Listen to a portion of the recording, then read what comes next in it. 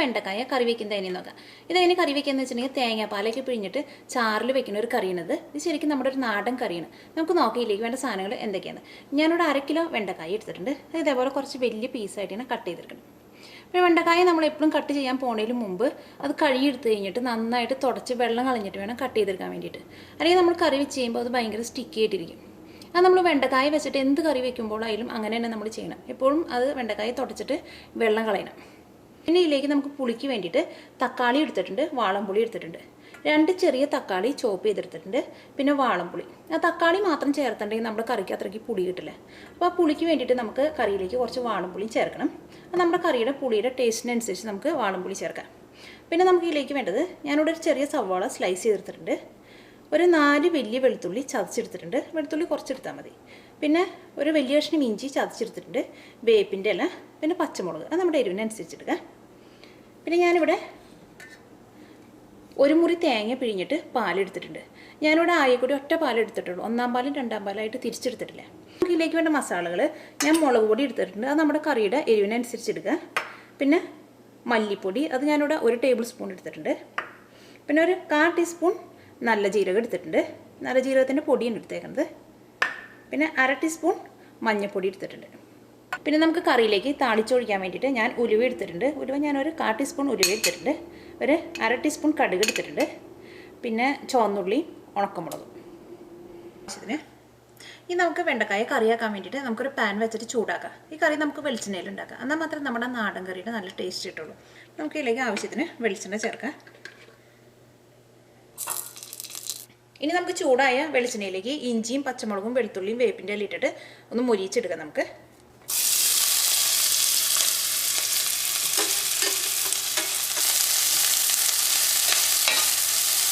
ഈ സവോളയൊക്കെ നന്നായിട്ട് മൊരിയണം. എന്നിട്ട് വേണം നമുക്ക് ഇതിലേക്ക് വെണ്ടക്കായ ചേർക്കാൻ വേണ്ടിയിട്ട്. അല്ലെങ്കിൽ സവോളയൊക്കെ നന്നായിട്ട് മൊരിഞ്ഞില്ലെങ്കിൽ നമ്മൾ വെണ്ടക്കായ ചേർത്തിട്ടുണ്ടെങ്കിൽ വെണ്ടക്കായ ഭയങ്കര സ്റ്റിക്കി ആയിട്ടിരിക്കും. അപ്പോൾ നമുക്ക് നന്നായിട്ടൊന്ന് മൊരിയിക്കാം. നമുക്ക്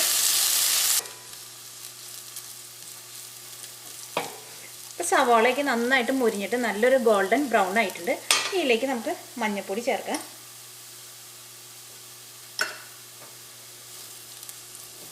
തീ നമുക്ക് ചെറുതായിട്ടൊന്ന് കുറച്ച് വെക്കാം.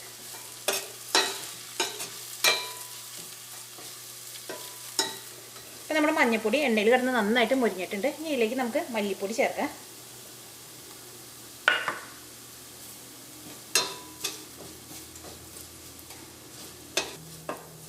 ഇപ്പം മല്ലിപ്പൊടിയും എണ്ണയിൽ കിടന്ന് മൊരിഞ്ഞിട്ടുണ്ട്. ഇനി നമുക്ക് ഇതിലേക്ക് മുളക് പൊടിയും ജീരകത്തിൻ്റെ പൊടിയും ചേർക്കാം.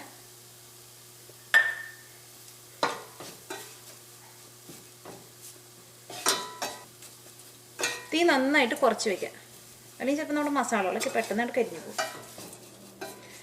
നമ്മുടെ മസാലകളൊക്കെ നന്നായിട്ട് എണ്ണയിൽ കിടന്ന് മൊരിഞ്ഞിട്ടുണ്ട്. ഇനി നമുക്ക് ഇതിലേക്ക് വെണ്ടക്കായ ചേർക്കാം.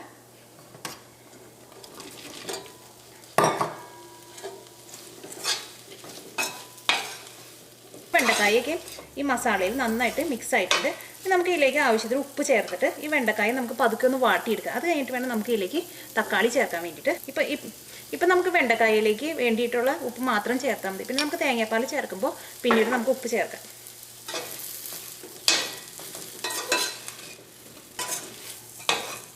ഇത് നമുക്കൊരു മീഡിയം ഫ്ലെയിമിലിട്ടിട്ട് ഈ വെണ്ടക്കായ പതുക്കെ ഒന്ന് വാട്ടിയെടുക്കാം. നമുക്ക് വെണ്ടക്കായ നമ്മൾ എന്തിനാ ഇങ്ങനെ വാട്ടിയെടുക്കണമെന്ന് വെച്ചിട്ടുണ്ടെങ്കിൽ, അല്ലെങ്കിൽ ആ കറി വെക്കുമ്പോൾ വെണ്ടക്കായ ഭയങ്കര സ്റ്റിക്കി ആയിട്ടിരിക്കും. അങ്ങനെ സ്റ്റിക്കി ആവാണ്ടിരിക്കാൻ വേണ്ടിയിട്ടാണ് നമ്മൾ വെണ്ടക്കായ ഇങ്ങനെ വാട്ടിയെടുക്കുന്നത്. നമ്മൾ വാട്ടിയെടുക്കുന്ന നേരത്ത് ഒരു മീഡിയം ഫ്ലെയിമിൽ ഇട്ടിട്ടാണ് ഇത് ചെയ്യാൻ വേണ്ടിയിട്ട്. പിന്നെ ഇത് മൂടി വെച്ചിട്ട് നമ്മൾ വാട്ടിയെടുക്കരുത്, തുറന്ന് വെച്ചിട്ടാണ് ഇങ്ങനെ വാട്ടിയെടുക്കാൻ വേണ്ടിയിട്ട്.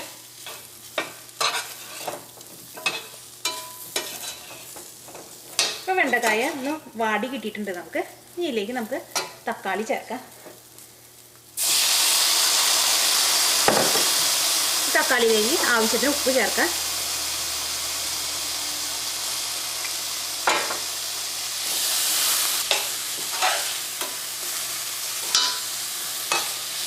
നമ്മുടെ തക്കാളിയൊക്കെ നന്നായിട്ട് ഇതിലേക്ക് മിക്സ് ആയിട്ടുണ്ട്. ഇനി നമുക്ക് മൂടി വെച്ചിട്ട് ആദ്യം തന്നെ നമുക്ക് തക്കാളി ഒന്ന് വേവിക്കാം. നമുക്കൊരു മീഡിയം ഫ്ലെയിമിൽ ഇട്ടിട്ട് തന്നെ ഇത് വേവിച്ചെടുക്കാം. നമുക്ക് മൂടി വയ്ക്കാം. നമുക്ക് ഞാൻ തക്കാളി വെന്തിട്ട് വേണം നമുക്ക് ഇതിലേക്ക് തേങ്ങാപ്പാൽ ചേർക്കാൻ വേണ്ടിയിട്ട്. അപ്പോൾ നമ്മുടെ തക്കാളി നന്നായിട്ട് വെന്തിട്ടുണ്ട്, ആ വെണ്ടക്കായും വെന്തിട്ടുണ്ട്. ഇനി നമുക്ക് ഇതിലേക്ക് തേങ്ങാപ്പാൽ ചേർക്കാം. ആ തേങ്ങാപ്പാൽ ചേർത്ത് കഴിഞ്ഞിട്ട് പിന്നെ നമുക്ക് മൂടി വെക്കേണ്ട, തുറന്ന് വെച്ചിട്ട് തന്നെ വേവിക്കാം. കാരണം എന്താണെന്ന് വെച്ചിട്ടുണ്ടെങ്കിൽ ഈ വെണ്ടക്കായ ഓൾറെഡി വെന്ത് കഴിഞ്ഞു. ഇനിയിപ്പോൾ മൂടി വെക്കേണ്ട ആവശ്യമില്ല. നമുക്ക് ഇതിലേക്ക് തേങ്ങാപ്പാൽ ചേർക്കാം. നമുക്ക് തീ നന്നായിട്ട് കൂട്ടി വയ്ക്കാം.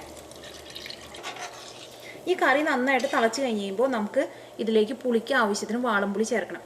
ആ തക്കാളിക്ക് നന്നായിട്ട് വെന്ത് കഴിഞ്ഞിട്ട് നമ്മൾ വാളംപുളി ചേർക്കുക. അതെന്തിനാണെന്ന് വെച്ചിട്ടുണ്ടെങ്കിൽ തക്കാളിക്ക് നന്നായിട്ട് വെന്ത് കഴിഞ്ഞാൽ മാത്രമേ ആ കറിയിൽ എന്തോരം പുളി കുറവുണ്ടെന്ന് നമുക്ക് അറിയാൻ വേണ്ടിയിട്ട് പറ്റുള്ളൂ.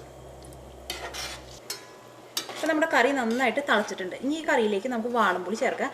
അത് ആദ്യം നമുക്ക് കുറച്ച് വാളംപുളി ചേർത്താൽ മതി. അത് കഴിഞ്ഞിട്ട് കറിയുടെ പുളി നമ്മൾ ടേസ്റ്റ് ചെയ്ത് നോക്കിയിട്ട് പിന്നെ ആവശ്യമുണ്ടെങ്കിൽ മാത്രം ചേർത്താൽ മതി.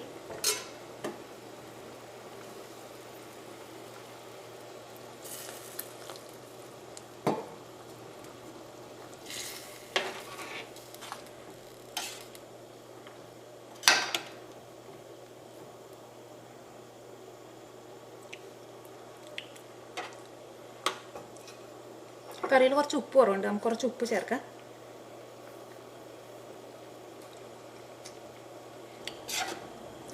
ഇപ്പം നമ്മുടെ കറിയുടെ പുളി ശരിയായിട്ടുണ്ട്.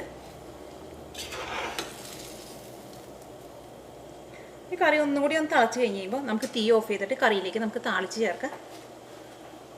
ആ വെണ്ടക്കായ നമ്മൾ കൂടുതൽ നേരം ഇട്ടിട്ട് വേവിക്കേണ്ട. ഇനി നമുക്ക് ഈ കറിയിലേക്ക് നമുക്ക് താളിച്ചൊഴിക്കാം.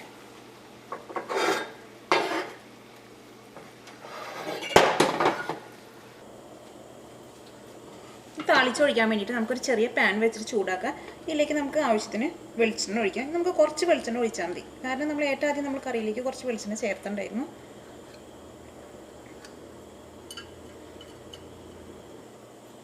നമുക്ക് ചൂടായ വെളിച്ചെണ്ണയിലേക്ക് ആദ്യം തന്നെ നമുക്ക് കടുക് ഇട്ടിട്ട് ഒന്ന് പൊട്ടിക്കാം.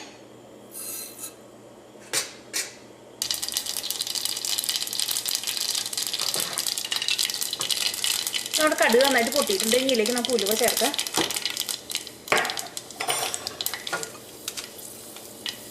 ഉണക്കമുളക് ചേർക്കാം.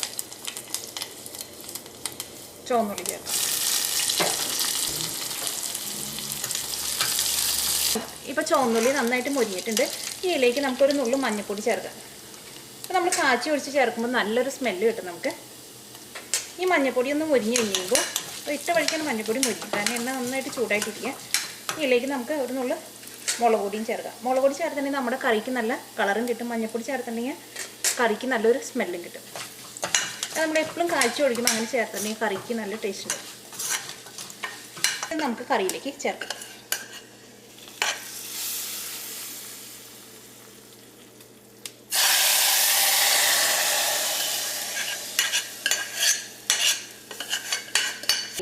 ഇപ്പം നമ്മുടെ വെണ്ടക്കായ കറി വെച്ചത് റെഡി ആയിട്ടുണ്ട്. ഈ കറി ശരിക്കും നമ്മുടെ ഒരു നാടൻ കറിയാണ്.